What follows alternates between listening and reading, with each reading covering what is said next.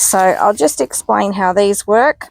You just undo after securing the hay net where you would like it and at the height you would like it, you then undo the carabiner clips which hold the flap down to stop horses sticking their noses in and stealing hay.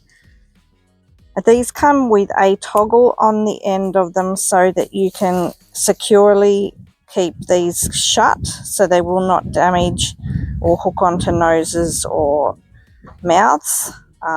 So as long as you do that up, that won't be a problem. So as mentioned, I'm getting 4 biscuits of hay in these feeders. That's pretty generous size biscuits too, or flakes. So then just pull the flap back down or back over the top and then secure this onto the hay net. And as mentioned, please just screw up that little toggle and then you won't have any problems.